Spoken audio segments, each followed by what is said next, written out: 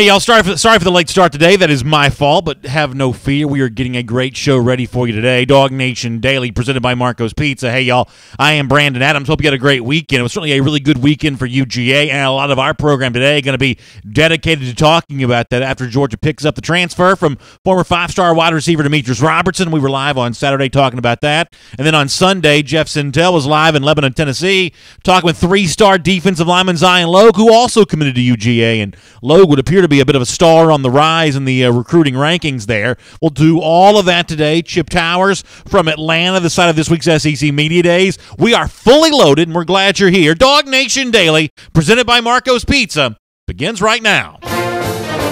From DawgNation.com, this is DawgNation Daily, the daily podcast for Georgia Bulldogs fans, presented by Marco's Pizza. Here's your host, Brandon Adams. I don't like doing See, I Told You So, because I don't know that I predicted this necessarily, but the one thing that I did promise over the course of the last few days, probably the last few weeks, when we talk about five-star wide receiver, the former five-star prospect coming out of Savannah, Georgia, Demetrius Robertson, who transferred from Cal, I said that if he came to Georgia, he would prove to be very much worth the wait. And here on this Monday, I have to admit that I do feel a bit vindicated. I feel like my opinion has validated here. Demetrius Robertson does indeed make that intention known with his video on Saturday. We were live covering it here for DawgNation. For those of you that had a chance to check out our broadcast, I appreciate you being here for it. Chiming In Media is the group that put it all together. You can go to their YouTube page and see the whole thing. Let me show you a little snippet here for those of you who are obviously watching on video. Many of you have probably already seen this before.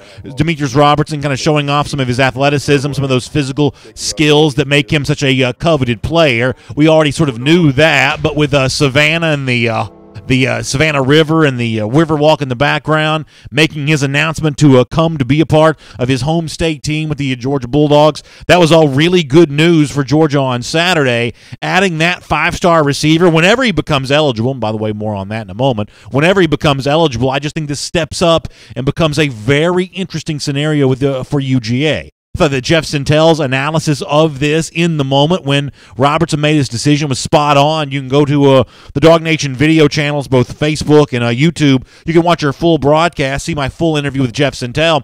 But there are a couple of things about D-Rob coming to Georgia that I thought that Jeff Sintel made really important points on, and this is really interesting. I think this all sets us up for where we want to go here today. First of all, one of the major questions that gets asked is, well, if Robertson's coming to Georgia, what does that mean for the other 2019 commits right now? Guys like Jaden Hazelwood and Dominic Blaylock. Whether it is Robertson eligible in 2018, hanging around for another year in 2019, or sitting out 2018 because of the transfer, and then being on the same roster, what we presume will include both Hazelwood and Blaylock for 2019, how does this five-star impact those five stars? Well, as Jeff Sintel said on Saturday when he joins us, that this growing collection of five stars that Georgia has, Demetrius Robertson certainly adds to that list, and he doesn't think Robertson's presence subtracts anything in the way of Jaden Hazelwood and Dominic Blaylock. He doesn't think that they are swayed or moved by this at all. In fact, here's how Jeff said it on Saturday. I thought this was pretty smart. The Georgia receiver room now takes a step closer to what Alabama has in adding what we can count up as now the 17th five-star prospect who once held that coveted rating to the Georgia roster. Very simply put here, I don't think this affects the current five stars Georgia has committed at all because those two gentlemen are competitors. It's not who else is going to try and take the spot. It is the more the merrier, the more they can push one another to greatness. And for what it's worth, I completely agree with Jeff Sintel on that. I don't think that great wide receivers are dismayed by seeing other great wide receivers. I think the competitive fire burns in Dominic Blaylock. I think it burns in Jaden Hazelwood. I think it burns in guys like Kearis Jackson, who could be sharing a practice field sooner rather than later with Demetrius Robertson. I don't think they're scared off by this kind of thing. In fact, I think they also see the sort of pragmatic approach here of good receivers make it easier on other good receivers. It's very hard to cover them all. You end up getting more single coverage. I think that's what Demetrius Robertson, whenever he's eligible, could bring to the Georgia Bulldogs here. He could make all the receivers on this roster better. Another point that Jeff Sintel made that I think is really interesting here, if you want to go back to 2016, we haven't seen Kirby Smart swing and miss too much on the recruiting trail. Maybe Demetrius Robertson was an example of that in 2016. After National Signing Day was over, Kirby thinking he was going to add another five-star to that 2016 class.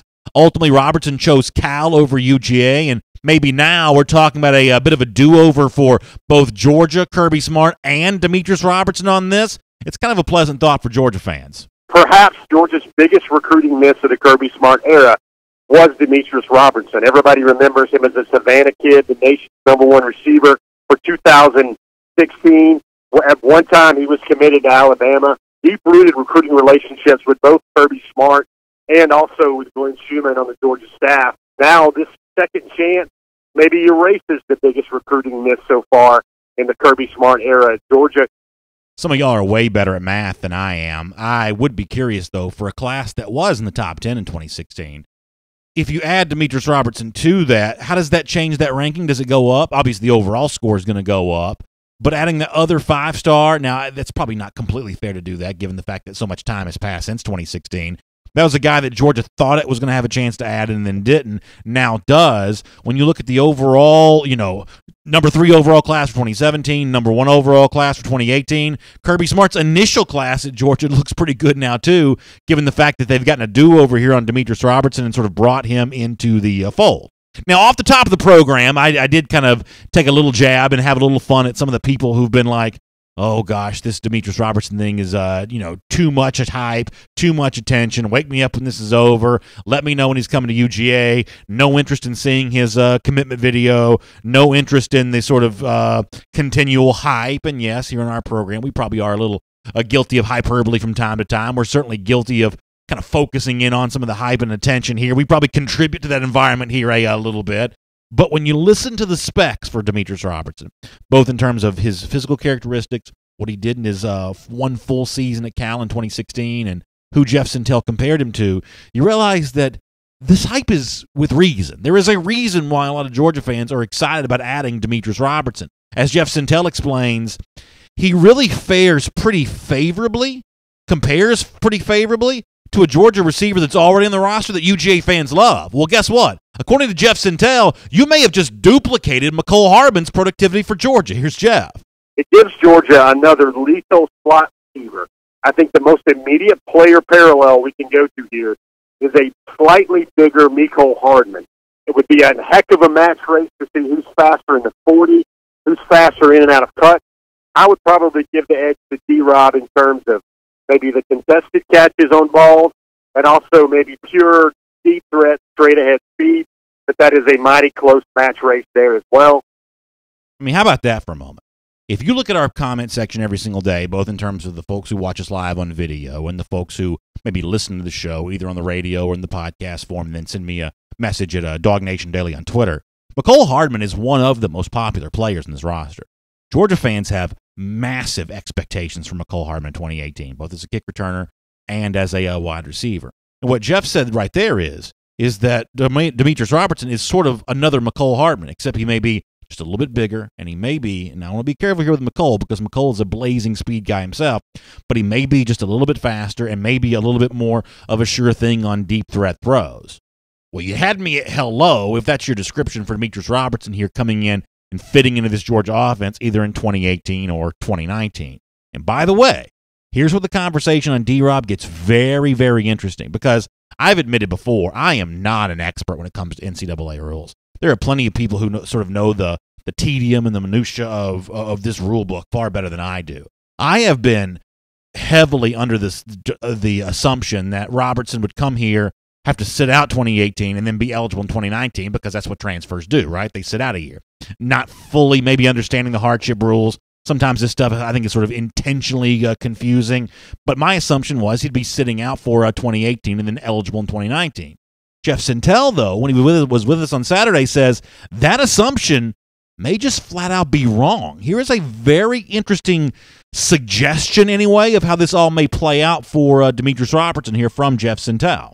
I think it's still very much up in the air. I think that maybe the transfer appeal, you got to look at a couple of things. Number one, he just sat out all of the 2017 season. He received a medical red shirt, and he, by the letter of the NCAA law, has 3 more remaining seasons of eligibility after a brilliant freshman year at Cal where he caught a team-high 7 touchdowns. But since he sat out all of 2017 for a medical issue and received a medical red shirt, he's also applied for his transfer due to a hardship case. That's to be closer to his family for very personal reasons. The one thing you'll look at here is that would involve Robertson sitting out 2 consecutive seasons. So that will receive a very interesting ruling by the NCAA. I think it helps that he's transferring to stay very close to home. He has family in the Savannah area, and also his mother is in the Atlanta area as well. That's an interesting description from Jeff of what the hardship claim for Robertson would be, given the fact that he's coming back closer to home here. The climate around the NCAA is sort of more player-friendly than it used to be. So maybe Robertson does indeed have a chance to win this appeal, become eligible in 2018. I think it all gets really, really interesting when you start thinking about that. Jeff did make a point to make it clear it remains to be seen, and obviously the NCAA denying this hardship claim is still out there as a possibility. But Jeff definitely spoke up to say, don't be so quick to assume that this young man can't play in 2018. It's worth pointing out here that Demetrius Robertson, the folks from Chiming In Media who did his commitment video, also had, I guess, the only interview with him from the weekend here as well. And in the midst of Demetrius Robertson talking about what he brings to the table for UGA, he was also asked by the Chiming In folks about this 2018 eligibility issue, and Robertson said what he could about that, about the chance to play here this season. Here is Demetrius Robertson with Chiming In Media. I think I bring my focus, my determination, hard work and ability, pushing guys, to be the best you can be, being an example on and off the field for the student athletes and for the community. I know Georgia fans are looking forward to getting you on the field as fast as possible. Yeah. So what's the deal with the NCAA? Have you heard about if you'll be able to play next year, or what's the deal with that? We're still working things out with that. We'll know about that in due time with compliance. I guess so once you get to Georgia, though, compliance will check it out. They'll help you out and everything. No, that's awesome. So you hear Demetrius Robertson there with Chiming In Media saying that it's all going to be discovered in due time, whether or not he's eligible in 2018. But he's obviously leaning on the folks from Georgia, their compliance department, to help out with this. I mean, the bottom line for me on this entire discussion is this is really simple. It's exciting to have Demetrius Robertson in a Georgia uniform for Dog fans whenever he suits up, be it 2018 or 2019. But specifically here for 2018, if this appeal goes down, if the hardship case is won, and Demetrius Robertson's eligible in 2018, I think it completely changes the calculus for the Georgia Bulldogs. If you looked at one of the reasons why Georgia was maybe in that sort of like top 5 category as opposed to like, say, top 1, 2, or 3 category, truly proven wide receivers, a collection of guys to go alongside Terry Godwin, may have been one of the things that some experts thought Georgia was missing. If Demetrius Robertson's playing, Georgia's not missing that anymore, and a very good team maybe just got even better. My name is Brandon Adams. This is DawgNation Daily, the daily podcast for Georgia Bulldogs fans, presented by Marco's Pizza. Good to have you with us, no matter how you're getting to us today. Watching us on video, live at 10 a.m., DawgNation Facebook page, DawgNation YouTube page. We're there for you on the DawgNation Twitter feed as well, and we're glad you're with us. Also for our friends on the radio, Athens Sports Radio 960 The Ref. We love being on the radio there in the Classic City, and for those of you enjoying a summer there in Athens, thanks for checking us out on the radio as you're driving around to lunch or whatever it is you've got going on. And of course, in podcast form, we sort of think of that as the on-demand way to check out our program. You can do it no matter where you find podcasts. Hopefully you can find DawgNation Daily, presented by Marco's Pizza. Apple devices, the Android devices there on the Google Podcast platform, the world-famous DawgNation.com, SoundCloud. We listen. We try to put the show out there, and we are really, really glad that you all have found it. And, of course, we're really glad you're also continuing to support our friends at Marco's Pizza, because they make DawgNation Daily possible. And right now, Marco's Pizza invites you to say hello, Primo, with a great offer: 2 medium, 2 topping pizzas for just $6.99 each. It's every store, every day, the Italian way. $6.99 each for 2 medium, 2 topping pizzas. That is a great deal. Sit around the pool, enjoy some time with friends and family, and enjoy some great, authentic Italian quality pizza. It is awesome there from Marco's Pizza, and it's great to have them with us here today on our DawgNation Daily. We've got Chip Towers coming up in a moment. Let me also take care of a little more business here, because Georgia adding Demetrius Robertson was not the only recruiting story of the weekend, as you know. Georgia also adds a defensive lineman, Zion Logue, from Lebanon, Tennessee. Now, Zion Logue becomes the first 3-star member of this Georgia recruiting class, but have no fear here. There is a thought here that the recruiting community may be a little slow in catching up on Logue. He's obviously a player of need for Georgia at the defensive line position, and Jeff Sintel, who traveled to Lebanon, Tennessee, to speak to Zion Logue, kind of gave us the skinny on him, the update on him, and you get the sense from Jeff that he thinks that recruiting ranking could be going up. Here is how Jeff introduced a video with Logue over the weekend, and in doing that, I think he gives a pretty good sort of description and introduction of Logue for Georgia fans here. Take a listen to Jeff Sintel. It's another happy night in Georgia and Lebanon, Tennessee, wherever you guys might be viewing. We've got the man of the hour, the newest UGA commit, Zion Logue, out of Lebanon, Tennessee.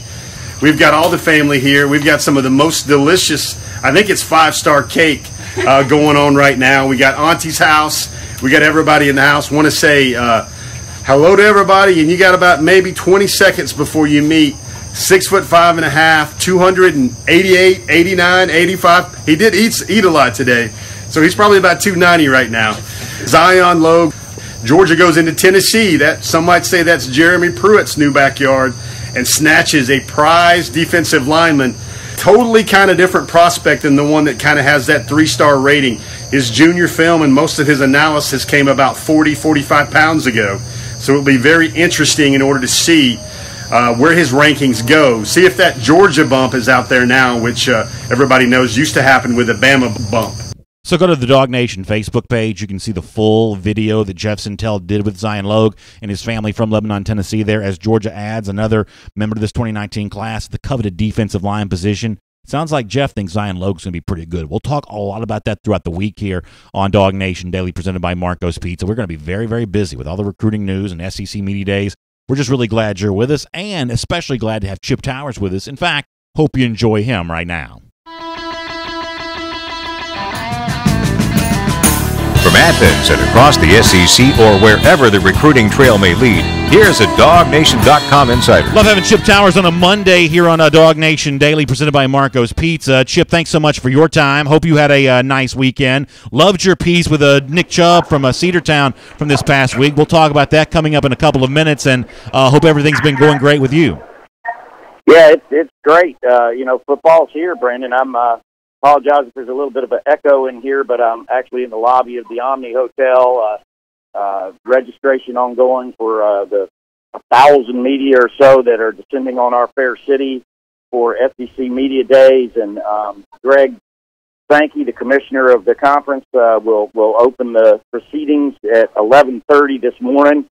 So about to search for the food table and get a little sustenance. And then Mike Griffith and I will be grinding over the next 4 days, trying to bring relevance to each coach and player that comes up there, relevant to Georgia and DawgNation, why you should be interested in this team or that team or this player or that player. So that's about to get underway. So it's like I'm at a starting line here, waiting for the pistol to fire, and you're the first call I'm answered, so I'm excited about that. Well, I'm excited too, Chip, and I want to talk about SEC Media Days coming up in a moment. Before that, let me get the news of the hour, some thoughts from you on this. As Georgia adds Demetrius Robertson, we'll find out soon when he can play, whether it be 2018 or 2019, but we know that's a big addition for Georgia. I think we talked about this a little bit last week, but the one thing that I said before you joined us on the show here is I've never been an expert on NCAA rules. That's just not my forte. I find some of that stuff to be sort of tedious and boring. But in this particular case, this is a pretty interesting issue here, and it sounds like Robertson's chances of winning this appeal and maybe being eligible in 2018 maybe a little better than I initially thought that it would be here. I just sort of assume transfer, sit out a year. Maybe it's not quite that cut and dry, that maybe Robertson does have a chance to sort of lean on this hardship, sort of case and sort of lean on the current climate around the NCAA. Maybe Georgia fans see Robertson playing in a Georgia uniform sooner rather than later. That's certainly the hope, but it seems like there's some steam behind that hope. Is that kind of what you're hearing here? Well, really, when it comes to the NCAA and eligibility matters, I mean, I wouldn't put it in any better than 50-50 at this moment. But sure. I mean, there's a lot of reason to think that this could happen because, hey, at the end of the day, this kid's not coming to Georgia if they don't think they can get him eligible to play right away. I mean, they're certainly making every effort they can. And I've talked to people at Georgia who are, involved in this type of thing, and you really can't be sure. There's the commitment part of it. Now that you've got a commitment and all that, now you're dealing with the data, transcripts and details and all that kind of stuff. So, but we should know something relatively quick. I would be surprised if we didn't know something by the end of this coming week, and maybe before then. I mean, after all, Kirby Smart's going to be here at SEC Media Days on Tuesday, and I'm sure the first question that anybody has for him is going to be, regarding Demetrius Robertson and his eligibility question. So he'll get asked about it. I'm sure he'll have a vague answer probably at that point. But you never know. There could be a final answer, and I think one of the reasons that Georgia won is just the ability to possibly win an appeal like this, at him coming back home as opposed to going to another place, say West Virginia or Texas, especially being back in the area, will be a factor. Yeah, this is going to be an interesting thing for Kirby Smart on Tuesday when he goes to SEC Media Days when it comes to Demetrius Robertson. Chip, you'll remember that back in 2016, Robertson had signed his financial aid paperwork. Therefore, Smart was able to talk about Robertson and did speak about him. There were several audio clips that I've collected over the years of Kirby talking about Robertson from back then. I don't know if the fact that he was on campus at Cal and signed a letter of intent, if he's now prohibited from mentioning his name or not. I'll admit that I'm not aware of that, but this seems like the kind of thing that Kirby, if he can, will want to use this platform to sort of petition, even if he can't mention Robertson by name, use this platform to sort of petition for how he thinks things should be, and I'm sure he thinks there ought to be an NCAA rule that allows Robertson to play at Georgia. So seeing how either head-on Kirby takes this or if he's forced to sidestep the issue, it'll kind of be interesting to see what he uses his pulpit to speak about when it comes to this on Tuesday. Well, as of yesterday, Georgia can't do anything to confirm that they're recruiting the kid, which it's kind of funny in this day and age where the entire world knows that he has made a public commitment to the University of Georgia. They can only confirm that they are actively recruiting him. So I would imagine details will be very sketchy until we get a little bit further down the road. But here's what I know. I mean, I don't, and I'm sure you said the same thing, Brandon. I mean, when it comes to Kirby and Kirby Smart and transfers and what he's been able to do in his first 3 years, I mean, I wouldn't be surprised a bit if they're able to get him eligible this season, and I think that's a big deal. I mean, if they get him eligible for this season, I think his transfer is a big deal. If they can't get him eligible for this season, I don't see it as quite as big a deal. I mean, I think he's a great player. But I don't know until you get into the SEC and you get into this competition. You can't be 100% sure that what he did at Cal translates to the SEC. But if he can come in and get on the field immediately for Georgia, I mean, that's a potential for a major difference maker, a guy that would be in your rotation immediately and a guy that, changes the dynamics of Georgia's offense significantly, I think. So the SEC Media Days, which is the big convention of coaches, players, and reporters every single year. It's been in Hoover, Alabama, there at the Winfrey Hotel, going back for as long as I can remember. It is in Atlanta this year. It begins today, as you and I are speaking here on this Monday. And I'm curious about the vibe. I think the SEC is trying to make this into like a big event, the kind of thing that sort of exits the world of just reporters and media types and also becomes relevant for fans as well. I know there was a big event yesterday in the Centennial Park area. I didn't get a chance to go to that. But overall, I mean, do you think this event's going to have like a big sort of feel and vibe to it? Are fans going to care about this, or is this still going to essentially be like media camp, which is what it's kind of been in the past? Well, that kind of remains to be seen. This is a big experiment for the SEC for sure, and the first experiment to that end was the SEC Summerfest kickoff. I think they called it last night, and they had a country music guy playing in Centennial Olympic Park. They had the SEC Nation personalities walking around everywhere, and they were on live from 6 to 8.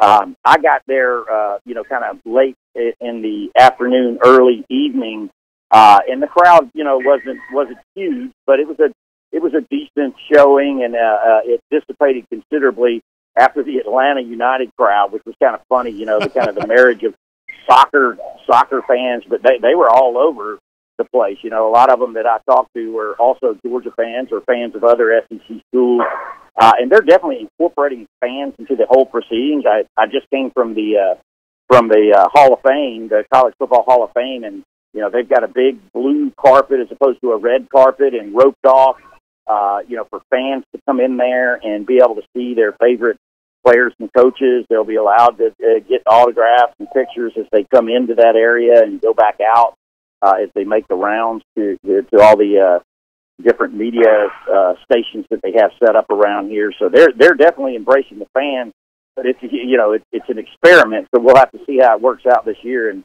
we'll be watching that closely. So Kirby Smart's getting his turn tomorrow, along with the Georgia players, Terry Godwin and J.R. Reed and Jonathan Ledbetter. We talked last week a little bit about what we thought Kirby Smart might be asked a lot of questions about. You mentioned he'll certainly be asked about Demetrius Robertson. Whether he's able to answer is, I guess, a different story. I know there'll be a lot of questions about Jake Fromm and Justin Fields. What else do you think Kirby Smart's going to be dealing with a lot tomorrow when it comes to whether it be the local reporters that cover Georgia every single day or kind of the people from around the country, around the region? What are the questions that you think Smart probably ends up being fielded the most here? Well, I think the biggest difference is going to be, sort of the pressure to repeat. Everybody knows about the amount of leadership that Georgia lost off of last year's team. Georgia's going to be in the mix when it comes to, SEC championship expectations, national championship playoff expectations. If you just gauge, all the different preseason polls and such, Georgia's expected to be in the mix there, and so they'll get a lot of questions about whether they can sustain that or whether last year was an anomaly, especially with all the experience and key players that they lost off of last year's team. So I would imagine that's going to be the gist of it. The from Justin Fields thing definitely won't go away anytime soon, and I would imagine they'll embrace that talk tomorrow. Kirby's going to play that up. I mean, I don't think he's going to play that down beyond the fact that Jake Fromm is our starter, is what he'll probably say. But every position is being competed for. Yeah, last year, if you think about it, he really talked a lot about he sort of talked up Fromm in this, leading up to SEC Media Days, kind of talking about how he was going to push Eason and he was bringing a lot to the competition. And then at SEC Media Days, it almost seemed like he reversed course in terms of sort of starting to talk up Jacob Eason a little bit more. And to me, there's always some sort of motivation seemingly behind everything that Kirby Smart says. I do think that'll be sort of a curious thing tomorrow in terms of, does he just sort of talk about the nature of competition for competition's sake, or does he tout in any way, even if it's by a margin of like 55% over 45%, does he end up touting one of these guys at the expense of the other? I think that's what's going to be kind of an interesting thing to see here, because in the past, Kirby Smart sort of used these kinds of platforms to send a message. Yeah, and I think you're right about that. I mean, I think that's what he does, and it'll be interesting to see what tack he takes in that regard in particular. But I mean, I do believe this is a coach who believes fundamentally in the importance of competition for building excellence out of every player. So I don't necessarily expect him to downplay, the competition between those two. Now, I think any of us who watched Jake Fromm last year, you and I have talked about it, at different junctures all summer. That wasn't smoke and mirrors Georgia was using with that quarterback to get where they got. And, I'm a little bit incredulous that, Justin Fields could win the position in practice with that type of resume and on field. But now, once you get into the heat of competition and, things aren't going right, whether it be against South Carolina or LSU or on the road at Missouri, I mean, that's where changes can be made. And, I've witnessed this type of dynamic up close and personal many times over the years. The most closely I can think about is certainly DJ Shockley and David Green. And, while David Green was the starter and ended his career as the winningest quarterback in Georgia history, there were several times that DJ Shockley came in before he became the sole starter, that he came in and had to win games for Georgia. David Green just wasn't getting it done, and they needed a different dynamic. And I don't think there's any question that's what you're going to see with Justin Fields. I mean, here we're going to see a lot of Justin Fields this season because the kid's just going to have to play. But Jake Fromm, man, I tell you what, that's quite a on-field resume, and it's very difficult for me to think of all that just being cast aside based on how somebody looks in practice. I want to finish here in a moment with that really good piece that you wrote, catching up with Nick Chubb in his hometown of Cedartown this past week. Let me squeeze in one more thing before we get there, though.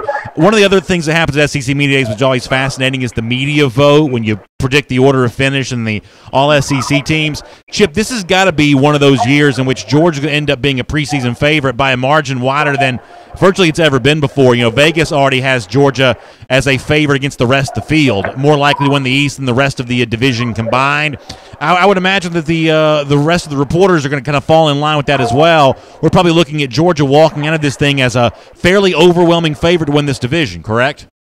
Yeah, I would imagine so. I don't expect anything different than that. Of course, you got the talking heads in SEC Nation going basically around the clock on this thing, and already the talk has turned to who could be the dark horse in the SEC East in particular. And people are pointing to Florida in particular and South Carolina. I hear a lot of buzz around Florida, and look, I'm not discounting Florida. I mean, that's a lot of people use the term sleeping giant with regard to Georgia when Kirby got there, and I think we all know the recruiting base for Florida, the type of school they are, and I think Dan Mullen is certainly the kind of guy that can put all that together for the Gators. But I think it's going to take a little bit of time. So I think that's what you'll hear. You'll hear a lot of buzz about the Florida Gators. You'll hear a good bit about South Carolina, and certainly the quarterback play in the league is improved considerably. But at the end of the day, I see Georgia probably being a runaway favorite in the East when people have to put their votes down to paper. All right, quick final thing for you. You wrote a great piece last week with former Georgia running back Nick Chubb, and I hope the folks that haven't seen that yet at DawgNation, I know many people have, but I hope the folks that haven't seen that yet will go to DawgNation and read what you've written in that regard. And, Chip, my response to reading this is, I don't know where you land on this, but, Chubb never disappoints, right? I mean, this persona that he's carried around with him for 4 years at Georgia, he's apparently taken with him to the NFL. He's sort of the quiet, unassuming superstar, a wonderful contrast to the histrionics of Baker Mayfield, which I do not enjoy. And the fact that, Chubb's sort of already thinking back on, how to take care of his hometown and how to, represent them well at this next phase of his life, the professional phase of his career. It's just really cool to see that Nick Chubb just keeps on being Nick Chubb, which I think is a very good thing.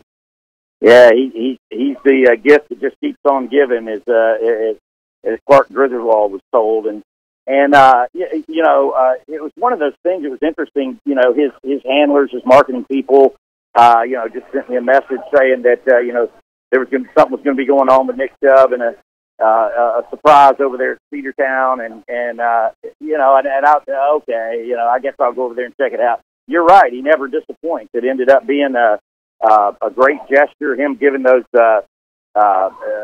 Zenith Elite Plus helmet to his alma mater, and really the interesting thing to me was the story behind the story. I hadn't realized that Mr. Observant Reporter here, that he was wearing those Zenith helmets for the past 4 years at Georgia, and it goes back to his time at Cedartown High School. And if you look at Nick Chubb, everything that he's doing now as a professional athlete has some kind of personal connection to him, whether it be Zenith helmets, whether it be his relationship with Dodge, whether it be his relationship with his strength and conditioning coach at high school, which he's still training at Cedartown High for his upcoming NFL career. He's about a week away from having to report up to Berea, Ohio, and the Browns camp up there.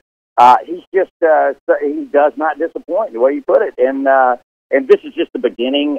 Nick intimated to me about a lot of stuff that he wants to be eventually, but he's got his priorities right. He's doing these small gestures right now. But after that, he's going to concentrate on his NFL career, and he plans on doing some grand gestures for Cedartown, the University of Georgia, and all these people who have touched his lives. He wants to give back at the end of his NFL career, and I think that's a smart tactic. Boy, that's really cool, Chubb. Great reporting, great story, really fun stuff. I know it's going to be really interesting this week. SEC Media Days in Atlanta. We're glad to have you and Mike Griffith there representing DawgNation and bringing home all the information, and we'll look forward to catching up with you here on DawgNation Daily, presented by Marco's Pizza again very soon. All right. See you, buddy.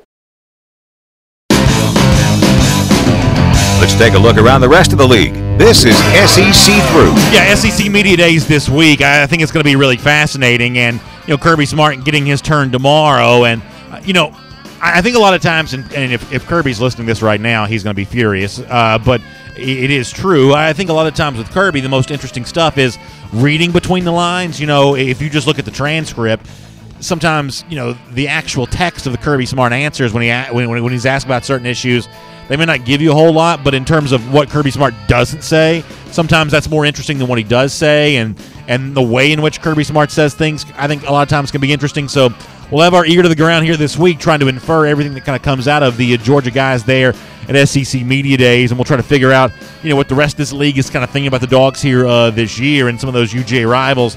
Do any of them sort of spout off and say anything this week? We'll try to do our best to pay close attention to that, as it is in Atlanta, Georgia, just a few miles down the road from where I'm sitting right now. So that's kind of an interesting, unique thing. And it's also kind of, if you've ever been before, and I've been a lot, it's honestly not my favorite event in the world, I do have to admit that. But if you've been before, there is a lobby in the hotel at the old place in Alabama where, a lot of Alabama fans congregated. And when Nick Saban walked in, it was legitimately like one of the biggest celebrities in the world had entered a hotel. It'd be like if, a Kardashian showed up at a Hollywood or a Beverly Hills hotel, something along those lines.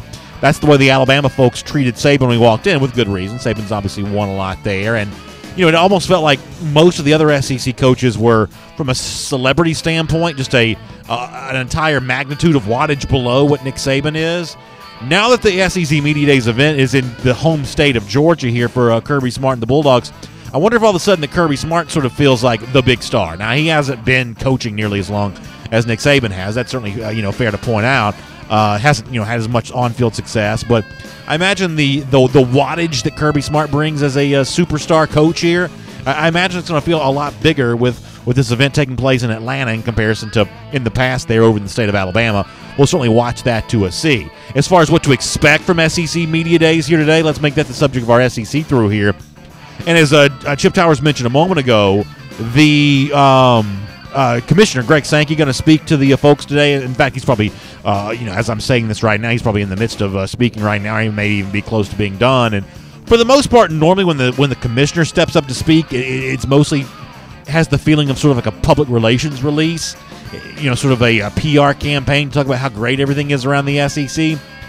I don't know that that's all that Greg Sankey should be asked about today, though. I do think that there is a degree of tough questioning that Sankey should potentially face. First of all, there are issues in terms of what is the SEC going to do to either reject or embrace the new gambling laws. Mississippi's a state where casinos are prevalent. They would seem to be pretty quick here to ratify some gambling, sports gambling legislation, legalizing that in the state of Mississippi. Mississippi's in the heart of what we think of as SEC country.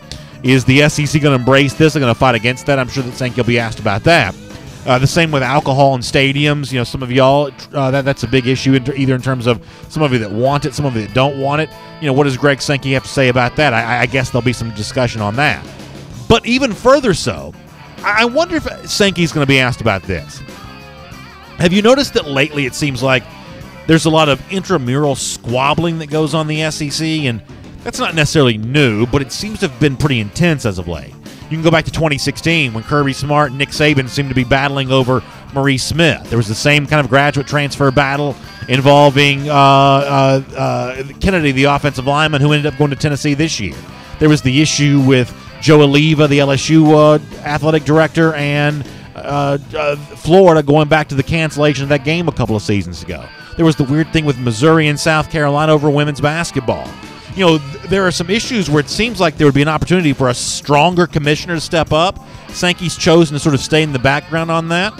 I am kind of curious to find out why that is, and I'm hoping he's asked about that when he speaks to some of the media outlets here today. Jimbo Fisher also going, the Texas A&M coach. I think the issue here with Fisher and Texas A&M is that Texas A&M, although it's a major program, big dollars, huge fan base, has never to me felt like a full-fledged member of the SEC. I don't think that Johnny Manziel's presence did much change that, although Manziel was a sensational player, helped upset Alabama. Even back then, A&M did not feel like a full-fledged member of the SEC. I wonder with Jimbo Fisher, a national championship-winning coach, walking around, does all of a sudden Texas A&M now feel like it's fully a part of the SEC? I am kind of curious to see that. I believe the Kentucky coach Mark Stoops will be asked a lot, probably about the comments from Lincoln Riley. Stoops is the brother of the former Oklahoma coach Bob Stoops. He would seem to have a bit of a tie to the Big 12, obviously a tie to the SEC. He's a defensive-minded guy himself. What does he think about SEC defenses against Big 12 offenses? My guess is certainly plenty of the national reporters will ask Mark Stoops about that. Otherwise, what are you going to ask the coach of Kentucky? It wouldn't seem like there's a lot of interesting stuff to chat with him about if you don't want to get into some of that controversy. My guess is that that's where that goes down. And then the most interesting presence for SEC Media Days today from the standpoint of a Georgia fan is probably the LSU coach, Ed Orgeron, who will talk a lot about offense today. He's going to be asked a lot about Joe Burrow, the transferring quarterback from Ohio State.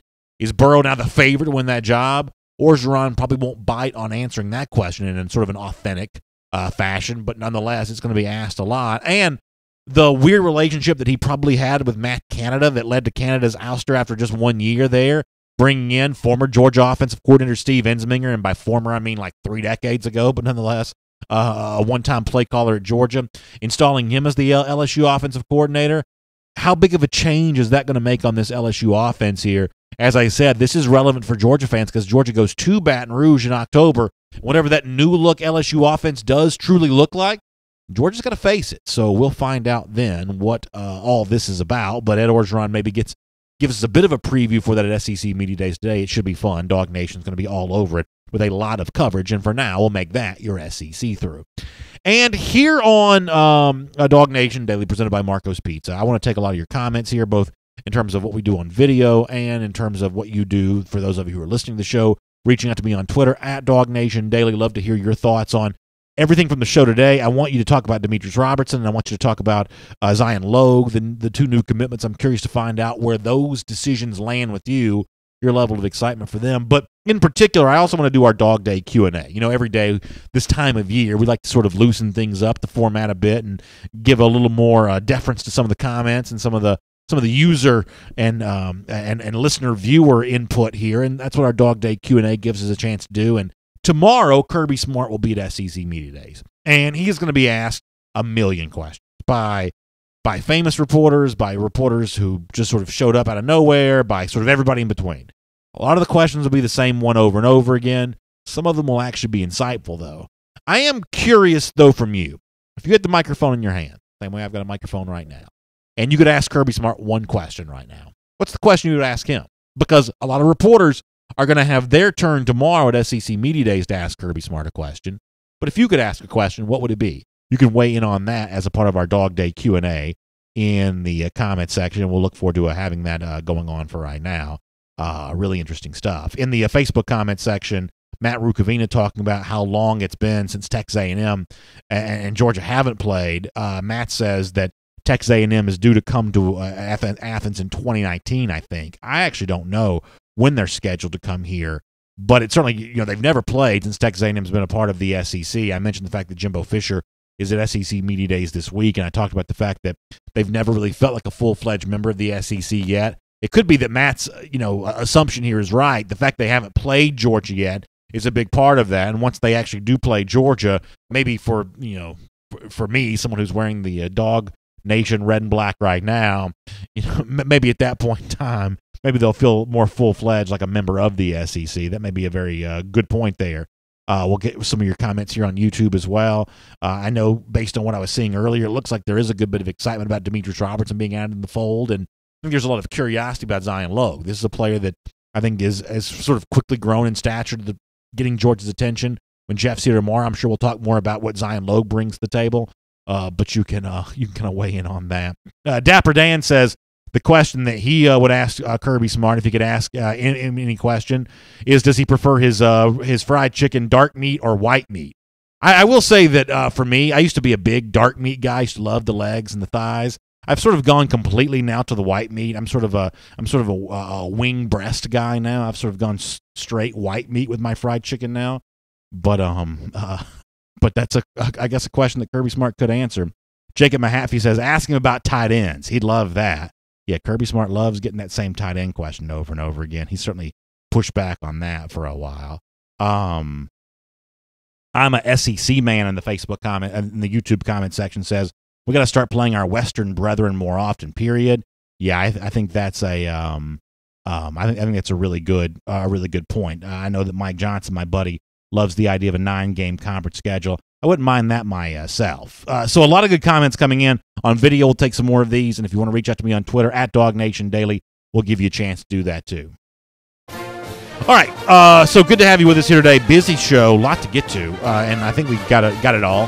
Hopefully we did, and as I said before, I'm excited about Demetrius Robertson. And, Chip said it's a bigger deal if he's eligible in 2018 than 2019. And I agree with Chip on that, but I'll also add to that, if you have to wait a year for Robertson and you can pair him with guys like, Jaden Hazelwood and Dominic Blaylock, at that point in time, this is about stockpiling talent. And if you have to wait till 2019 to do it, I still think it's worth the wait for Georgia fans. But obviously, it's a big, big deal if he's eligible in 2018. Of course, I guess the dire scenario is here. If he's forced to sit out 2018, could just go on to the draft that spring. And listen, that's always a possibility. These are the risks that you have to take here. Nonetheless, let me close out the show the way we always do. Around here, we love hating on those lousy, stinking Gators. And 103 days from right now, we think Georgia beats them again. It's our Gator Header Countdown. We'll see you tomorrow right here on DawgNation Daily. And on video, once again, apologize for the late start today. I was trying to gather a bunch of stuff together and just running a little late today. That is my fault on that. But we still got some time for some comments. A lot of Jeff Sintel in the program today, I guess.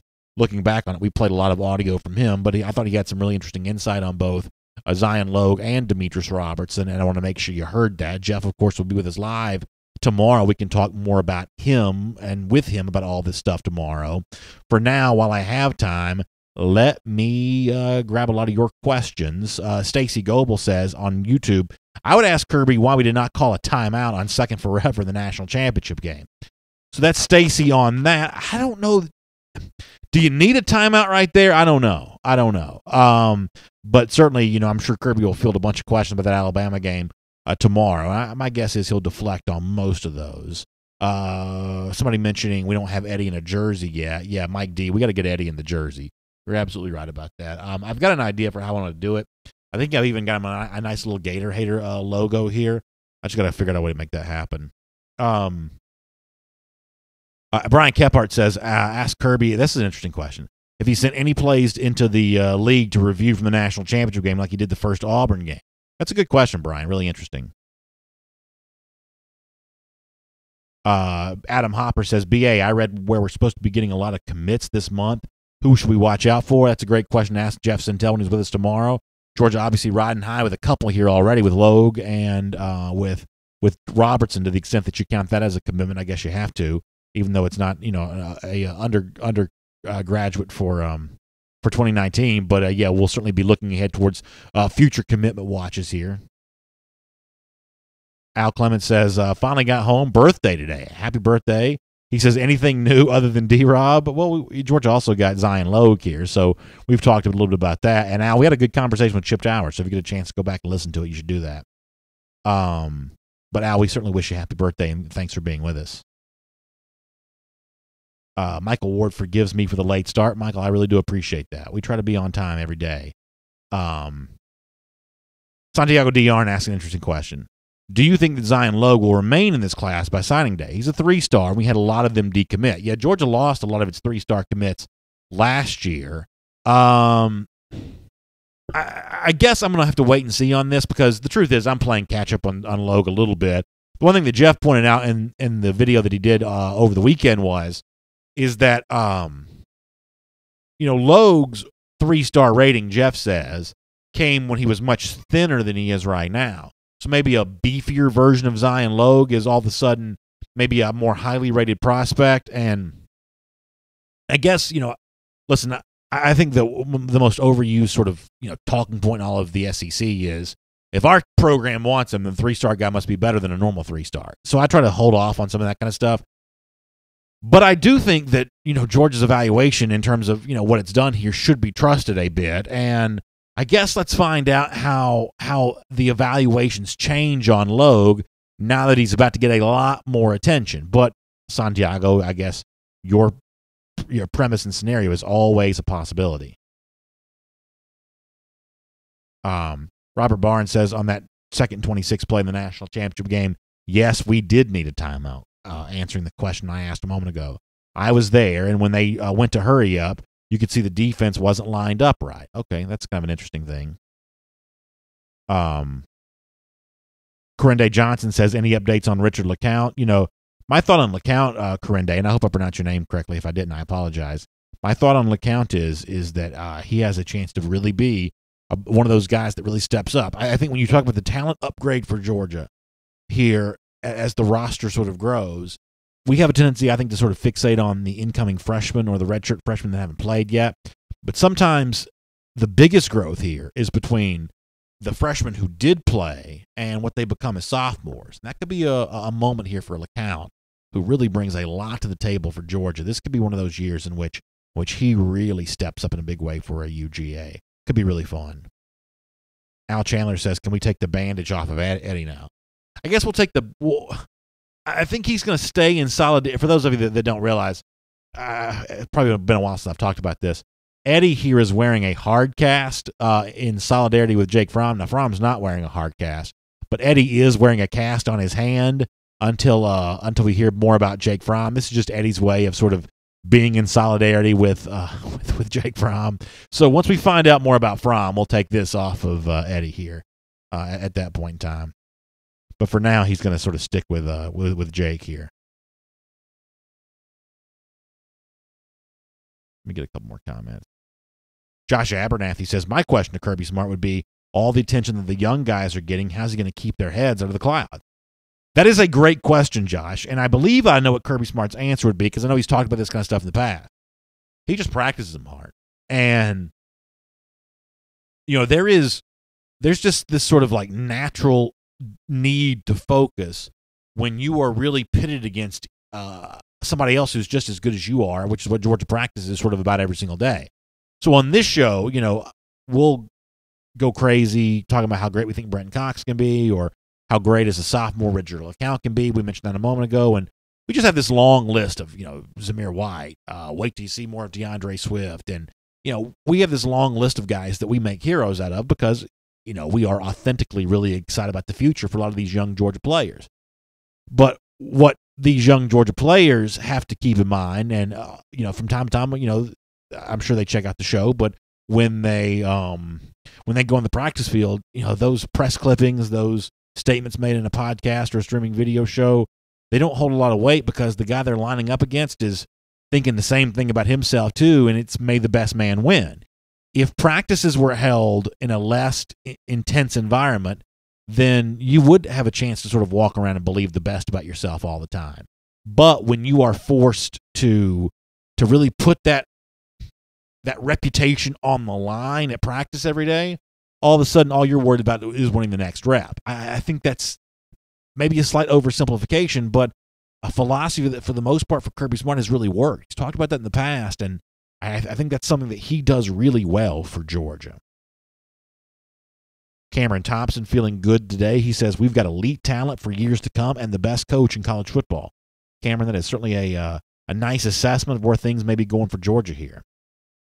Dapper Dan on Logue says he's easily going to be 310 by the end of his freshman year, talking about the growth that he's expected to have as he continues to put on weight here. Already put on a lot of weight and continuing to do more.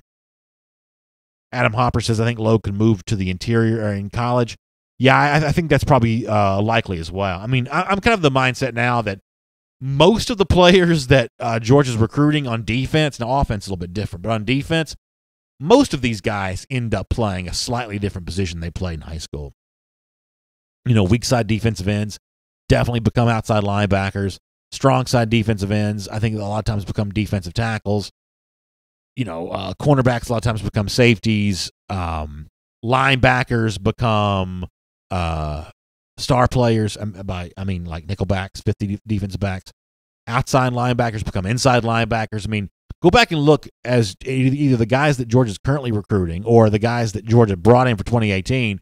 Look at how many of those guys they project Georgia to play a slightly different position than what their high school, if you go to like 24/7 Sports, which is a pretty good database for just like sort of basic information, 24/7 Sports will list a position for each of these guys, but most of the time we sort of talk in shorthand about them playing a different position at Georgia. I think that Zion Logue's probably the same way. The same with Bill Norton too, although maybe I'm wrong about Norton, but Norton and Quayshawn Fuller and Derek Hunter, they're all listed as strong side defensive ends. They may all play inside by the time they get to UGA, or if Fuller and Hunter were to come to Georgia, I guess let me add to that. Juwan Smith says, I think that J.T. Bertrand, the pride of Blessed Trinity, he says, I think he slipped on for the 2019 class. I think, Juwan, a lot of people would agree with you on that. A lot of people really like Bertrand. A lot of people like Bertrand. Eric Smith says the West End Zone will be a huge recruiting tool this year. I know that Bulldogs Game Day on WSB TV, Channel 2, which is 10 a.m. on Saturday, I know they had some photos of that new West End project on the show on Saturday. I imagine there's probably, if you missed the show live on Saturday, they probably will have some of that on Twitter for you this week. So follow them on Twitter. Make sure you watch that show every Saturday at 10 because they had some of that West End Zone on TV this past Saturday. I'm a SEC man says, I strangely and explicitly trust Kirby Smart. I understand where SEC's coming from on this. You know, what evidence do you have not to trust Kirby Smart for right now? I mean, this guy works that waiver wire, man. He adds to this talent level for Georgia. He is constantly looking for those minor upgrades that make a big difference. It's a really good stuff to see. All right, I have got to go. I apologize for that. We'll try to have more time for comments tomorrow. Really appreciate you being with us here today. Really fun stuff. Check out our podcast, which will be up for you really just right after the show. You can listen to the on-demand version of our audio here. And then back live tomorrow morning at 10 a.m. for another episode of DawgNation Daily Live, presented by Marco's Pizza. Hope you all have a great day, and we'll look forward to seeing you then.